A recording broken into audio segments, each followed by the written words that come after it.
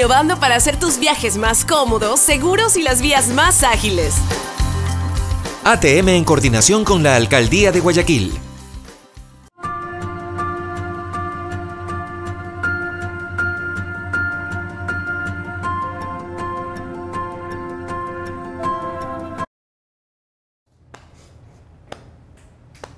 Bienvenidos todos, muy buenos días. Yo soy Anderson Boscán, esto es El Café de la Posta, un espacio para revisar la coyuntura política y la actualidad nacional. Hoy es jueves 28 de marzo, si la memoria no me engaña y me traiciona. Bienvenidos todos, un día importante. Un agradecimiento especial a las marcas que nos acompañan a hacer periodismo. Hyundai, que está con nosotros desde el principio. Il Barista, donde nos sirven el café de la mañana. La cooperativa Andalucía y su tarjeta de débito con la que podemos pagar las órdenes de consumo para que no nos metan orden de presión como el que sabemos.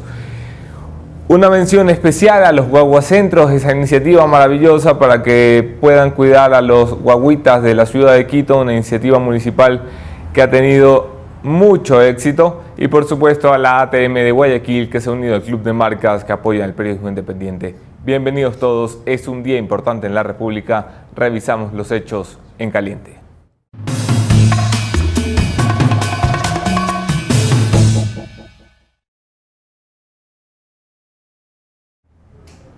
En caliente, revés para el gobierno nacional en el sistema de justicia. ¿Se han dado cuenta ustedes que cada vez que el gobierno tiene un lío monumental, aparece de la nada una denuncia y hay un nuevo caso en el sistema de justicia? Pues esta vez con los INA Papers no era la excepción. El caso de Rafael Correa como mantenido del chavismo con plata de los venezolanos a través de los fondos desviados por la narcodictadura de Nicolás Maduro, se planteó ayer ante la Fiscalía General del Estado y hubo un gran revuelo entre los que han leído por lo menos un libro de introducción al derecho penal para decirle, señores de la Fiscalía, ustedes no pueden ir a investigar un delito que no ha sido cometido en el Ecuador, ni por funcionarios ecuatorianos, ni con plata ecuatoriana. Así que la Fiscalía sacó un comunicado ayer por la noche diciendo: hey, nosotros también hemos leído un libro de introducción al derecho penal, aquí no hay noticia criminis, aquí no hay nada que investigar, no podemos investigarlo. Nos encantaría demostrar que Rafael Correa es mantenido del chavismo, pero eso no está para la Fiscalía, que vayan otros. El señor Granda no estaba nada contento con la decisión, emitió un comunicado firmado por el Gobierno Nacional, la Secretaría Anticorrupción adscrita a Carondelet, y básicamente le dijo a Fiscalía: epa flacos, les hemos enviado 300 casos de corrupción, no puede ser que den un revés en este. Era importante para el gobierno tener ese tema caliente, caliente, porque no se olviden que caliente, caliente está el presidente de la República. Desviar la atención era prioritario, no pasará, revés importante para el gobierno pierde en esta ocasión. En caliente también, y donde no deja de parecerme gracioso, Julian Assange, ya saben ustedes que ha permitido que Wikileaks filtre todo un hackeo de los teléfonos del círculo presidencial que incluyen fotografías íntimas del presidente, audios de sus hijas, conversaciones que no disciernen lo público de lo privado, el interés público del interés privado y el derecho a la privacidad del presidente y su círculo íntimo. Ante esto, el Ecuador busca venganza. El Ecuador, que ha tenido allí a Assange rompiendo todas las reglas que le ha impuesto, ahora sí quiere hacerse respetar. Ahora sí quiere hacer respetar la palabra del gobierno nacional, la soberanía del Estado ecuatoriano, y está buscando medidas para castigar a Assange dentro del derecho internacional, como ha dicho el canciller José Valencia. Habrá que ver en qué termina esto, si se le puede retirar a Assange el asilo, si le quitarán el internet al pobre flaco, si le quitarán la comida del perro que pagábamos los ecuatorianos, la comida del gato, perdón. Pero bueno, el gobierno nacional quiere contraatacar. En caliente finalmente, y muy dolorosamente comunicar esto, un año del asesinato de los periodistas del comercio, Javier, Paul y Efraín, se cumplió el 26 de marzo del presente. Y todavía no acaban las sorpresas, todavía no acaban las revelaciones que siguen apuntando a que el gobierno mentía, a que el gobierno escondía descaradamente la verdad, los hechos y las pruebas. A que el gobierno nacional, presidido por Lenín Moreno, ese que dijo: los ecuatorianos perdonamos todo, excepto la mentira, pues el gobierno nacional sigue mintiendo. El portal Código Vidrio, que dirige Arturo Torres y María Belén Arroyo, dos periodistas destacados con una investigación destacada también publicada este año, publicaron ayer la primera prueba de vida de nuestros colegas que fue obtenida a tan solo horas de su secuestro el 26 de marzo por los guerrilleros y narcotraficantes que conforman la disidencia de las FARC. El video fue escondido. La primera vez que lo ven los familiares es un año después del triple asesinato. El gobierno nacional, que lo tuvo en sus manos todo este tiempo, fue incapaz de honrar la memoria de las víctimas y nuevamente se prueba cuánto esconden, cuánto mienten, cuánta cara dura tienen. Con esto arrancamos, señores. Hoy es un día importante para analizar si este país está tan patas arriba que no podemos arreglarlo, y mi invitado esta mañana puede ayudar a resolver esa pregunta. Hablo, por supuesto, de Mauricio Alarcón, director ejecutivo de FCD, Fundación Ciudadanía y Democracia. Y Desarrollo. Ciudadanía y Desarrollo. Algún día me lo voy a terminar de aprender. Quédense en la entrevista.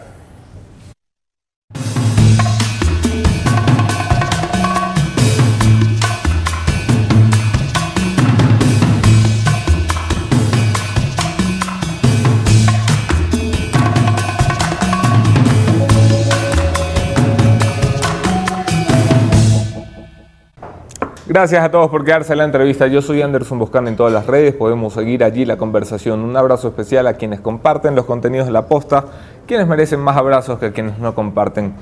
Bienvenidos todos. Bienvenido también Mauricio Alarcón. Muchas gracias, Anderson. Buen día y buen café. Sí. Y es gratis, que es lo mejor. Sí, no hay cafés gratis. Veremos a quién le terminan costando. No hay free lunch. ¿Cómo estás? Muy bien. Siempre un gusto. Y ahora, después del domingo y sus resultados, creo que hay que preguntarnos qué le espera a Ecuador, especialmente de cara al 2021. ¿Qué tan distinto es este país a partir del 24 de marzo? Bueno, se pinta políticamente de manera distinta. Aunque muchas personas intenten minimizar los triunfos del 24 de marzo, es evidente que hay dos grandes triunfadores. Por un lado, el Partido Social Cristiano, que a pesar de perder bastiones tradicionales como la provincia del Oro, la ciudad de Machala, la ciudad de Ambato, postulando además a viejos caciques del Partido Social Cristiano, triunfa bastante parejo en varias provincias del país y en las 3 regiones continentales, así es que ahí sí se puede hablar del principal triunfador de este 24 de marzo. Y el segundo triunfador. ¿Puedo ver tu transmisor? Parece que no está enviando señal. Encantado. Hacemos una pequeña pausa para que Gabo arregle la grandota Problemas que ha hecho. técnicos. Sí, debería estar bien. Está bien. Muchas gracias. Dejémosle por acá afuera por si las moscas. ¿Ahí lo tienes? ¿Sí?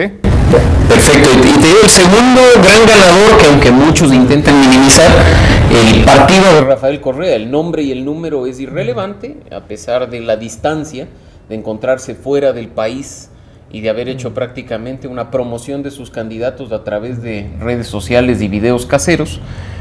Gana en 2 de las 3 principales provincias, electoralmente hablando, y obtiene presencia importante en muchos consejos municipales, como es el caso del Consejo de Quito, donde ese partido obtiene la primera minoría, 9 de 21. Así es que habrá que ver los resultados en general, pero vemos concejales del movimiento o partido de Rafael Correa en ciudades como Cuenca, por ejemplo. Así es que creo que por mucho que se intente minimizar ese tema, más bien resulta un llamado de atención. ¿A qué responde la gran sorpresa de la jornada electoral que lo comentábamos antes? La gran sorpresa electoral constituye sin duda alguna Pachacutic, que termina siendo, con aliados, la segunda fuerza política del país. Gana prefecturas, gana alcaldías, gana presencia de concejales, y quizá el triunfo más relevante es el de la prefectura de La Suay. Hombre, don Jaco. Donde no solo en una consulta específica sobre el tema de Quimsacocha ganan prácticamente con el 90% de votos, sino que obtienen un triunfo bastante holgado en la prefectura. Ni siquiera es como ha ocurrido en algunas provincias con diferencia mínima, sino que Yacu Pérez gana bastante holgado en la prefectura de La Suay. Que alguien lo viera venir. No, las encuestas son quizá los principales perdedores de este proceso electoral. No diré encuestadoras en general, por una razón, porque también hubo fuerte presencia en redes sociales de encuestas falsas. de candidatos que promocionaban encuestas que supuestamente venían de centros de pensamiento, de grupos de matemáticos, y que a la larga... Todas las marcas que uno no conoce en la vida, ¿no? Y además con siglas y con páginas web que al momento de ingresar a hacer una simple verificación no existían. Así es que por eso los grandes perdedores son las encuestas, las encuestadoras por supuesto, pero también esas encuestas falsas que circularon con mucha fuerza, especialmente los últimos 15 días de campaña. Otto Sonnenholzner, vicepresidente de la República, 100 días en el cargo hoy. Aseguraba en Ecuavisa esta mañana que el presidente, entre las funciones que le encargó para ser florero de Carondelet, hombre, hay que decírselo, ¿no? Me cae muy bien el señor vicepresidente, pero entre las funciones, vamos, no le han dado cosas muy relevantes. Lo único relevante podría ser, si se concreta, pasarte el diálogo, que era la nada, la foto de Moreno con otros políticos, al acuerdo, que esperamos que sea algo concreto. Dice el vicepresidente que en los próximos días tendremos novedades al respecto, el gran acuerdo nacional. ¿Qué carajos esperas de eso? Bueno, diálogo ha habido suficiente. Creo que en la primera etapa del gobierno nacional se convocó a diálogos temáticos, territoriales, sobre distintos asuntos. Sí. Y el resultado no ha sido quizá el que se esperaba. También se ha dado mucho proceso de socialización. Se ha trabajado también, y aquí tengo que hacer una cuña promocional del trabajo que se ha hecho, mucho en el tema de co-creación a propósito de la iniciativa de Gobierno Abierto y del ingreso de Ecuador a la Alianza para el Gobierno Abierto. Así es que esperamos que este gran acuerdo nacional, si bien surge por propuesta e iniciativa del presidente después de lo del 24 de marzo, tenga a la ciudadanía como su principal actor, que no sea un acuerdo únicamente con el sector privado o que no sea un acuerdo entre políticos, porque si algo nos dejen claro lo que ha sucedido en estos días es que los políticos pelean por sus intereses, los políticos pelean para ganar los espacios que otros están dejando. Ahora le toca a la ciudadanía asumir el rol, pelear por ese protagonismo y dejar que las agendas las pongamos nosotros, no la política nacional. Le preguntaba ayer a Gustavo Larrea de Democracia Sí, que estuvo en este mismo espacio, en esta misma silla, si ese acuerdo nacional tenía que ser con toditos o podíamos hacer exclusiones. Porque se supone que el acuerdo debe representar a todas las fuerzas de este país. Una fuerza innegable de este país es el correísmo. Tiene que sentarse a la mesa. Hay que invitar a todos. Hay que ver cuántos están dispuestos a llegar a acuerdos. Y creo que esa es la diferencia. Cuando se hace una invitación abierta, hay que esperar que todos concurran dejando intereses de lado para trabajar precisamente hacia la gobernabilidad o la reinstitucionalización real de este país, algo que hasta el momento lamentablemente no ha pasado. Así es que veamos en ese sentido quiénes están dispuestos a sentarse en una mesa para llegar a acuerdos en esa línea. En lo personal, creo que el correísmo difícilmente va a querer reinstitucionalizar el país cuando están diciendo que cualquier cambio implica una amenaza a lo que ellos han venido haciendo y que cualquier acción tendiente a cambiar lo que ellos durante 10 años destruyeron simplemente representa una amenaza para ellos. Así es que en la práctica creo que las cosas se decantarán por sí solas. Lo único cierto es que tenemos que ir hacia una reinstitucionalización real. Durante este último tiempo, aunque nos han hablado de reinstitucionalización, nos hemos limitado a cambiar nombres, a sacar a los amigos de uno para meter a los amigos de otro. Eso no es reinstitucionalización, es simplemente enroque. Hemos visto y hay varias críticas a los procesos que ha llevado el Consejo Transitorio. Hemos visto las fallas del Consejo Nacional Electoral, a pesar de que el proceso último se ha llevado con bastante normalidad. Sí, bastante normalidad, poca transparencia. Ese es el punto. Ahí vamos con el tema de la designación de autoridades. Nos quejábamos de la falta de transparencia de los consejos anteriores cuando terminaban designando a sus amigos. Nos quejábamos de las calificaciones discrecionales que se les otorgaba a las comparecencias públicas o a los exámenes orales de la época anterior. Y estamos frente a casos bastante parecidos que nos dejan ver, insisto, que no hay intención de reinstitucionalizar. La única intención es sacar a los unos para meter a los otros. Y de eso efectivamente no se trata. La ciudadanía en febrero del año pasado votó por un cambio real. Déjame hacer una pausa allí, porque en la reinstitucionalización de este país lo que primero debería ocurrir es que respetemos las instituciones. Pocas horas atrás, don Julio César Trujillo, rockstar del Ecuador, ha cumplido su palabra de una promesa que había hecho en silencio electoral, diciendo que si ganaban fulanos para el Consejo de Participación, él recogería firmas para ir a tumbar esa vaina o por lo menos quitarle ciertas atribuciones al Consejo. Cumple su palabra, se suma a él, sorprendentemente, muy pocos minutos atrás, Guillermo Lasso, con un comunicado donde asegura que... Me está hablando en mi reloj, disculpe. Donde asegura que se unirá Julio César Trujillo en la recogida de firmas y vamos a intentar hacer tambalear o tumbar al Consejo de Participación. ¿Eso es bueno o malo? Mientras respetemos los procedimientos que están establecidos en la Constitución, no son otra cosa que el ejercicio legítimo de un derecho de los ciudadanos. Así es que el anuncio está dado y es algo que algunas personas esperamos, que se provoque un gran debate nacional sobre esta institución novelera creada por el correísmo en la Constitución del 2008 y pues veamos los resultados. Simplemente el anuncio debe ser el punto de partida para que se solicite al Consejo Nacional Electoral formularios de recolección de firmas que dicho Consejo eleve a consulta de la Corte Constitucional si es que efectivamente es el camino. ¿Y cuál es el camino? Recordemos que hay dos formas, una consulta por un lado y un referendo por iniciativa ciudadana, cuyos requisitos son bastante diferentes, y pues en función de ello, pues a recoger firmas en la calle, que finalmente es el pueblo el que se pronuncie sobre la existencia de una institución que, aclaro, no forma parte del carácter y elementos constitutivos del Estado. Evidentemente que no. Así es que Asamblea Constituyente no es el caso. Que darle atribuciones de escoger autoridades, ¿eso es una enmienda o una reforma? Simplemente estamos frente a una reforma constitucional. Estamos frente a un cambio simple, porque no estás afectando absolutamente nada que no sea una atribución política, si podríamos decir de alguna forma. Así es que ahí estamos frente a un caso. Sin embargo, si queremos eliminar la institución, estamos frente a una enmienda constitucional de aquellas que están contempladas en el artículo 441, que pueden ir por la vía legislativa, pueden venir por iniciativa presidencial o por iniciativa ciudadana con recolección. ¿No te da miedo que esta capacidad de escoger las autoridades del país vuelva al Parlamento de la República, considerando la Asamblea de hoy, no la institución del Parlamento, sino la Asamblea de hoy? La asamblea en la que no son capaces de ponerse de acuerdo para ver cómo sacan la cabeza y responden por la mamarrachada de audio que tuvimos que enterarnos, donde querían proteger al presidente en funciones, opositores y partidos de gobierno.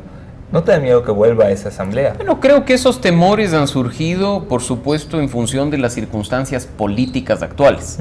Sin embargo, no es algo nuevo para la región. En América Latina siempre ha existido debilidad institucional en los legislativos, poca credibilidad por parte de los ciudadanos hacia su asamblea o Congreso Nacional, y eso en algunos países se zanjó, no quitándole la atribución de selección de autoridades al legislativo, sino creando doble filtro o doble blindaje en ese proceso. Haciendo selección. No, y además creando filtros previos.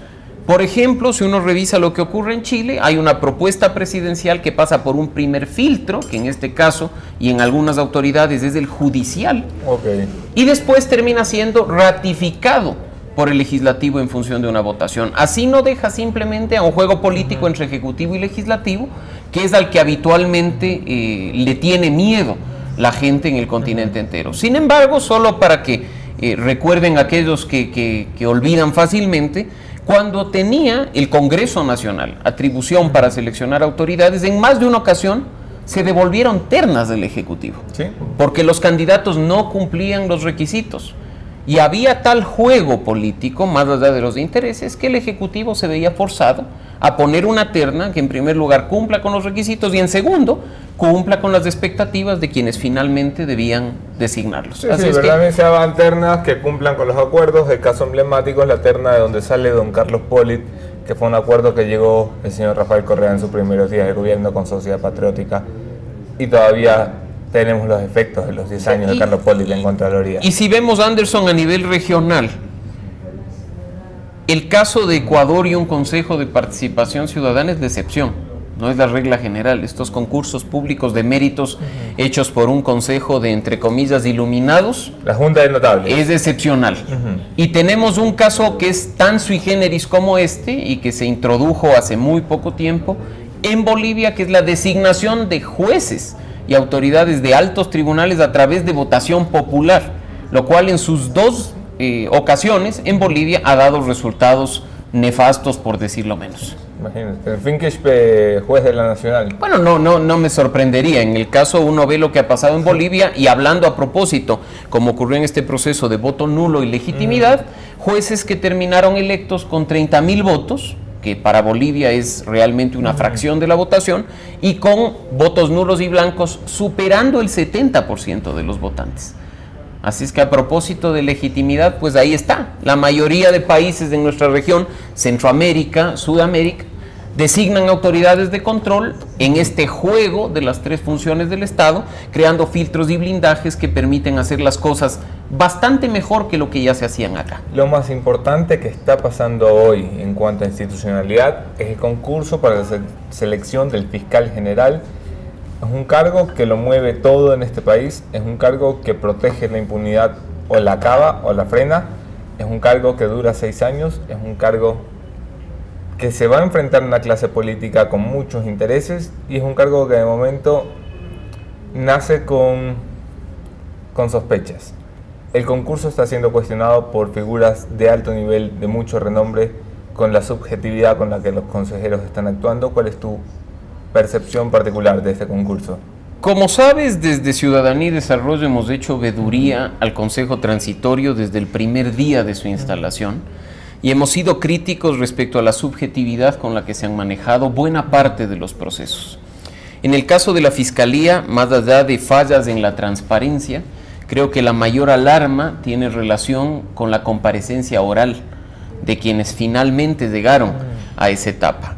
No nos vamos a referir a las puntuaciones perfectas que han sido otorgadas hacia ciertos candidatos, sino que en el mandato, entiéndase en el reglamento para designar fiscal, se evalúen temas tan subjetivos como la templanza de los postulantes. Hombre, yo creo que soy templado, pero a lo mejor para don Julio César Trujillo no lo soy. Y ahí caemos en una subjetividad que termina con postulantes con 30 sobre 30 y postulantes con puntos bastante más bajos. Además, en otros concursos que han estado yendo a la par, como el del Tribunal Contencioso Electoral, tienes cosas tan graciosas como puntuaciones otorgadas por un consejero fantasma que nunca asistió a la evaluación. Ahí es cuando se levantan alarmas. Y yo creo que hay postulantes cuyos méritos resaltan por sí solos y que no necesitan ayudaditas ni preferencias de nadie. Yo pongo los nombres que tú no pones sobre la mesa. Caso Diana Salazar, no necesita que le empuje el Consejo de Participación. No necesita tener 30 perfecto para demostrar los méritos, la trayectoria y la experiencia. Lastimosamente, ese tipo de empujaditas empañan un proceso que muy bien podía haber sido llevado de manera transparente. ¿Te preocupa la elección del fiscal? ¿Te preocupa el proceso de impugnación al que entramos? ¿Te preocupa que haya alguien allí que no sea un buen elemento? O todas las anteriores. O todas las anteriores. Y me preocupa indiscutiblemente eso, porque en más de un caso, las impugnaciones se desechan sin sustento, ni siquiera hay una respuesta fundada del Consejo de Participación Ciudadana Transitorio, al más puro estilo de los consejos correístas. Preocupa ver... Ni siquiera dicen por qué. Preocupa ver entre los mejor puntuados. Hemos visto, y como paréntesis en redes sociales, que por ejemplo postulantes a defensor público te dicen me aceptaron parcialmente y no sé cómo me aceptaron, o simplemente en el caso de defensor del pueblo te dicen me aceptaron y me negaron todo a la vez y no sé cómo, porque simplemente en la sesión dicen se niega y se acabó. Y ese tipo de cosas también empañan el proceso. En cuanto a postulantes, sorprende ver, por supuesto, a candidatos que han sido fuertemente cuestionados no solo por los ecuatorianos, sino incluso a nivel internacional por los procesos que llevaron cuando estaban en la Corte Nacional de Justicia, por ejemplo. Pero en la práctica, insisto, si el proceso se lleva con transparencia, si el proceso se lleva con reglas de juego claras desde el inicio, desde su origen, las cosas siempre caen por su propio peso. Muchas veces son temores infundados de quienes llevan adelante los concursos y dicen, no, para evitar que llegue tal persona, incluso anticipando criterio, como ha sucedido en más de un medio de comunicación, en que el señor Trujillo ya decía, postulante... Eso fue una verdadera barbaridad. Yo le tengo aprecio al señor Trujillo, tengo aprecio por lo que ha hecho por este país, pero no puede ser que uno de los 7 votos, el voto del presidente, que va a poner el fiscal general, descalifique a uno de los concursantes por lo que tiene que votar antes de que voten. Pero ojo, recién están notando eso cuando ha ocurrido desde el primer día. Este momento hay muchos casos de autoridades cesadas por el Consejo Transitorio que ya están siendo conocidos en el sistema interamericano de derechos humanos. Y el fundamento principal que estos señores dicen es: no hemos sido evaluados ni sancionados por una autoridad imparcial. Claro. Y como prueba presentan los pronunciamientos de los miembros del Consejo Transitorio que ya de antemano decían no son probos, ¿no? A la larga, si es que esto prospera y obtienen un resultado positivo, los que pagamos los platos rotos somos tú y yo, porque del dinero que aportamos con el pago de impuestos saldrán jugosas indemnizaciones para esas autoridades cesadas. A mí lo que me indigna del pronunciamiento del señor Trujillo no es lo que ha dicho, porque es cierto. Ah, no, por supuesto, y los ecuatorianos lo sabemos. Me indigna que habiendo tanta gente que lo puede decir como nosotros, pues se atreva a decirlo él. Obviamente que Merck Benavides, yo esta mañana lo veía en Ecoavisa y decía: hombre, ¿dónde está la camiseta de Alianza País que cargabas hace 4 años, hijito? Porque salía con fotos haciendo campaña. Y acuérdate además los casos que sorpresivamente llegaban a sus manos y el tipo de fallos que emitía. O sea, las pruebas están ahí. ¿A quién le corresponde jugar el rol frente a estos candidatos que podrían ser considerados no idóneos? A nosotros, a los ciudadanos, sí. Impugnando. No le corresponde a la autoridad que además evalúa y otorga puntuación hacer pronunciamientos que terminan empañando un proceso y terminan, entre comillas, dándole la razón a estos señores. El proceso no se va a caer, está claro eso. No, y quizá el punto que debe empezar a preocuparnos, y que creo que no lo veían venir, es que aún falta designar Contralor General del Estado. Y el Consejo Transitorio no creo que lo logre hasta mayo. Ni lo logra ni lo quiere. Y ahí se habla también del cambio hacia un Tribunal de Cuentas, pero hasta que esto efectivamente no ocurra, hay una Contraloría y se deberá designar un Contralor. Esta Contraloría, que por cierto, antes de entrar al programa revisaba comentarios de mi buen amigo Felipe Rodríguez, efectivamente. Un comentario que hay que tener muchos pantalones para hacerlo, porque se dice en todos los corredores de la política. Yo lo he escuchado 40 veces en la Fiscalía, me dicen: es que los IRP de Contraloría no están sirviendo. Lo ha dicho ya públicamente Felipe Rodríguez, esto es más o menos cierto, ¿no? Creo que ha puesto el dedo en la llaga, porque mucho del debate nacional se ha centrado hasta el día de hoy en echarle el muerto a la Fiscalía. Sí. La Fiscalía no actúa, la Fiscalía... Y ojo, yo también en más de una ocasión he sido crítico con el rol lento de la Fiscalía para actuar frente a casos de corrupción. Tortuga, pero el caso puntual, te pongo la doctora Ruth Palacios, que está siendo acribillada por lo que no hace. Claro, tú entras a mirar los procesos que tiene Fiscalía General, es que da espanto. Hay peculados donde no hay funcionarios públicos. Y yo no soy abogado, pero tengo 2 neuronas en la cabeza. ¿Qué está haciendo Contraloría? Es una gran pregunta, y eso es algo que, como digo, Felipe Rodríguez hoy en la mañana ha puesto el dedo en la daga diciendo: muy lindo lo que hacen para los medios de comunicación, muy lindo lo del secretario anticorrupción denunciando un tema, pero por favor, o sea, no la embarren, o sea, por último déjense ayudar y presenten cosas que funcionen, más aún cuando se habla de 300 casos puestos en conocimiento de la Fiscalía, y Felipe Rodríguez ha dicho: de esos 300 casos no hay uno que esté debidamente sustentado o que dé pie para que la Fiscalía actúe. Así es que ahí sí, entonces empecemos a preguntarnos no solo por el rol de la Fiscalía, sino también por el rol de la Contraloría, que es quizá el principal llamado a trabajar en la lucha contra la corrupción por el mal uso de recursos públicos. Y sin informe de Contraloría no hay peculado en este país todavía. Hay muchos casos en los que, cito el caso Balda, el uso de esos recursos públicos debería tener un informe de responsabilidad penal para proceder con el peculado. Mientras Contraloría no se mueva, ahí no hay peculado. Y recuerda tú cuáles eran los grandes botines de la época pasada. La Fiscalía y la Contraloría. Claro. Primero nos decían que sería un lujo tener a ciertos personajes en la Fiscalía, y después nos decían que qué mejor que repita una y otra vez el que ya había venido siendo Contralor. Ahora sabemos por qué, además prófugo de la justicia. El lujo de Contralor, ¿no? Así es que el lujo de Contralor, lujo de fiscal que teníamos este rato, llamado de atención, y echemos ojo a esa Contraloría que, como digo, además, muy probablemente sea designada en su titularidad por el Consejo de Participación Ciudadana elegido el día domingo. ¿Qué hay de la culpa del gobierno? ¿Cuáles son las responsabilidades del gobierno, Mauricio? Porque el gobierno nos ha vendido 200 luchas anticorrupción, 200 cirugías mayores, El presidente de la República ha tenido cara para salir a decir que ha conseguido cosas que no ha conseguido, para salir a prometer cosas que nunca ha cumplido. Ha creado una Secretaría Nacional Anticorrupción dirigida por el señor Iván Granda, quien veo con ganas, con buena vibra y todo lo que quieren. ¿Qué capacidad tienen para luchar contra la corrupción? ¿Cuál es su rol? ¿Cuál es su responsabilidad? Yo creo que la responsabilidad es grande y deben estar plenamente conscientes de esa responsabilidad.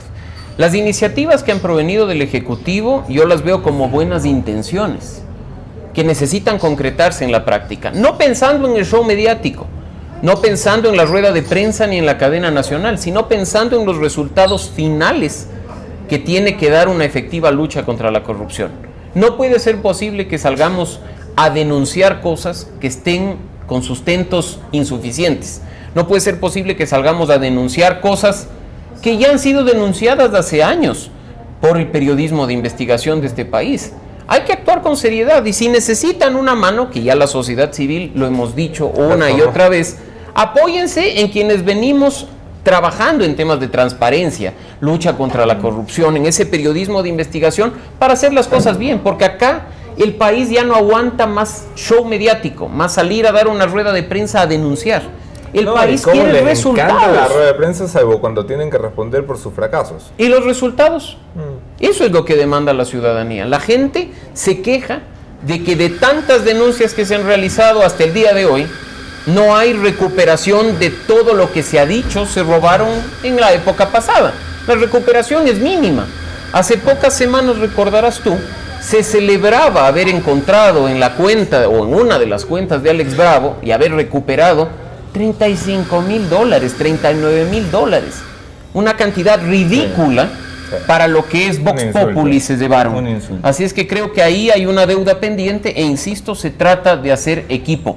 Así como hemos propuesto nosotros públicamente, no solo la organización que dirijo, sino algunas organizaciones, a propósito del anuncio de esta Comisión Internacional de Lucha contra la Corrupción.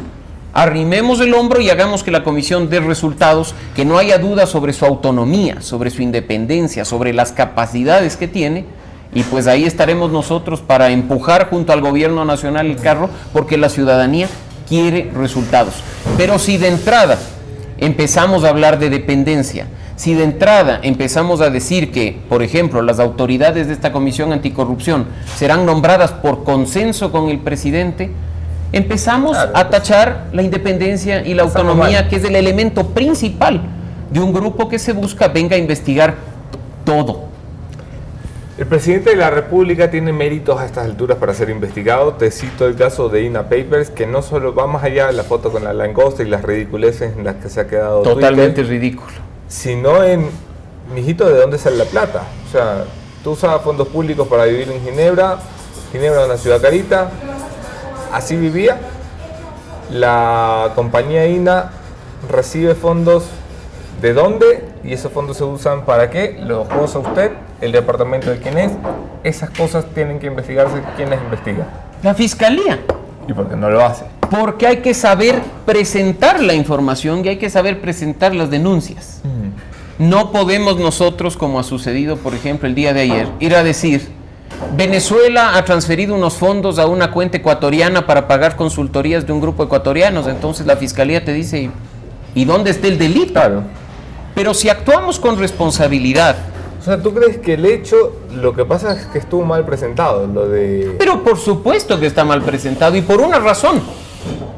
¿Por qué no nos metimos, por ejemplo, a averiguar con el Servicio de Rentas Internas si no estamos frente a un tema de defraudación fiscal al país? Si esos fondos que se han transferido a una cuenta en Bélgica para pagar una supuesta consultoría del señor Rafael Correa, pagaron los impuestos que por ley le corresponden. Ese tipo de cosas que sí configuran delito deben ser puestas en conocimiento de la Fiscalía. Lo que yo presumo y de lo poco que he preguntado, pero fue un caso que entenderás me llamaba un poco la atención.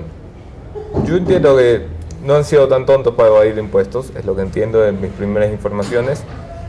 Lo siento, pero es que no hay delito, o sea, el tipo no nos gusta, o sea, vende una consultoría. O por último el delito estará en Venezuela. Pero a eso hoy corresponden las autoridades de Venezuela a ver en qué se usó el dinero de Venezuela, desde las cuentas nacionales de Venezuela. Si aquí se pagan impuestos y hay facturas, lo siento mucho, hijito. Está respaldado. Entonces, en el caso que tú mencionabas de lo que ha empezado a saltar en torno al presidente de la República, de nuevo, recordar que en su momento ya hubo, entre comillas, denuncias de que los ecuatorianos pagábamos la estadía de quien fuera representante o enviado especial para los derechos de las personas con discapacidad ante la ONU Ginebra. Se hablaba incluso de un monto, si no estoy mal, cercano a los $3 millones, cuando incluso Marta Roldós, recordarán ustedes, denunció el lugar donde vivía aquel entonces enviado especial, hoy presidente de la República, pero ahí está.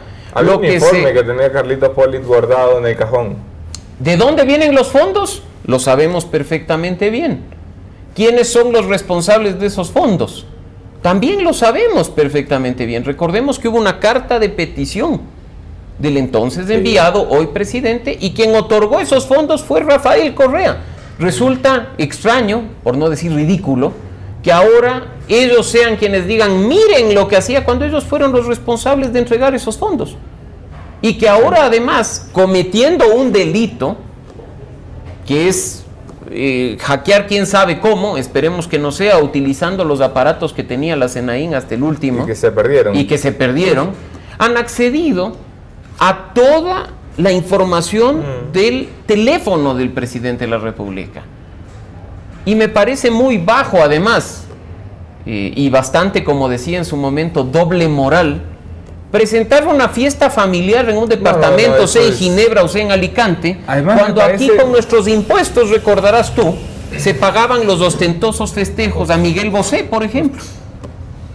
No, además es bajísimo que Wikileaks, que es un portal que tiene credibilidad, un portal que ha peleado del lado correcto de la historia, del lado del periodismo, que se ha desviado en ciertas cosas, pero no se le puede quitar sus méritos, no pueda discernir lo que es información de interés público de lo que no lo es. Ahora decir, juega políticamente. Las fotos de su familia, eso no es de interés público. No, y que además he visto el día de ayer en esta cuenta que, por ejemplo, se pretenda manchar a una fundación como Fundación Pachamama.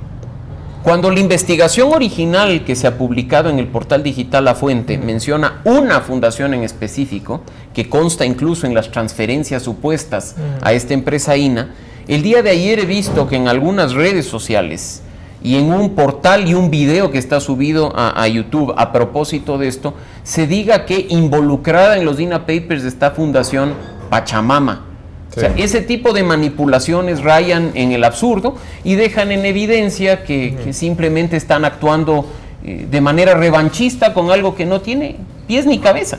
O sea, presentan información tan ridícula como una nota en un papel en el que se dice 10 dijes de $5, 4 cadenas de $30, más parece una nota de venta de bambalinas, y vienen a decir, miren los lujos de...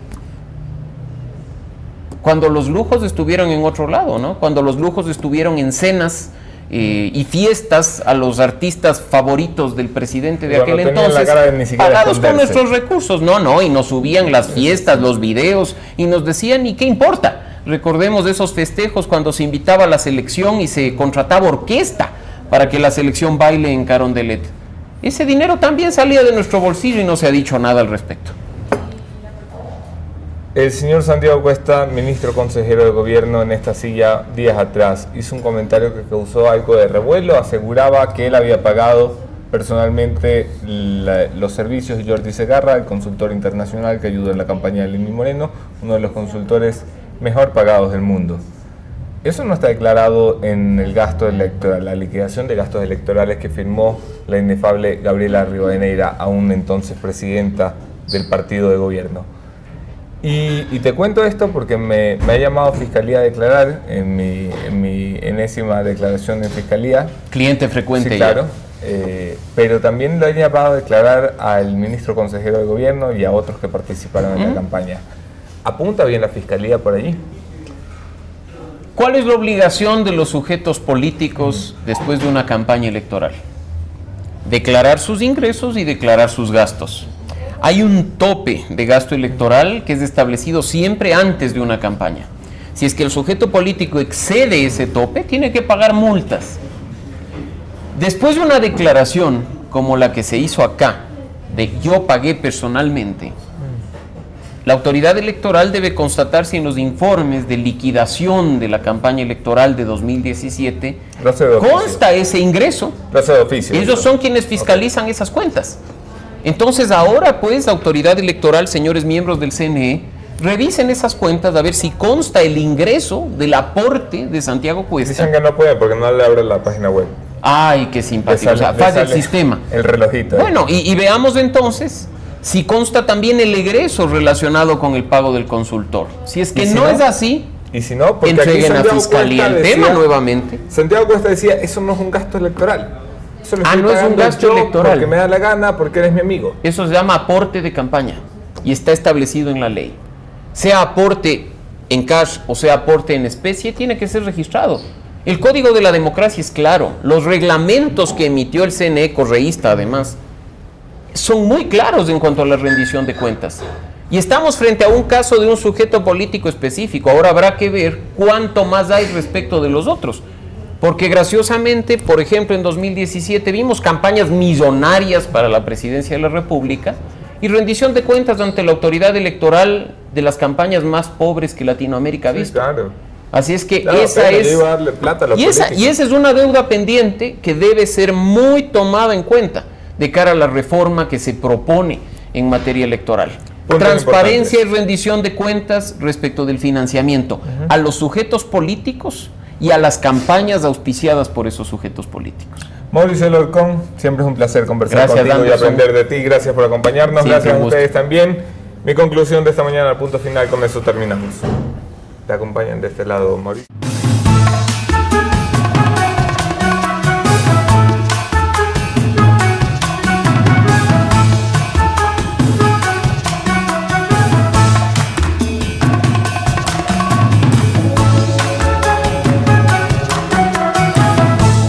Este país necesita madurez política y esa madurez política empieza y termina por el sistema de justicia ante la incapacidad que tienen nuestros políticos de jugar con las reglas democráticas.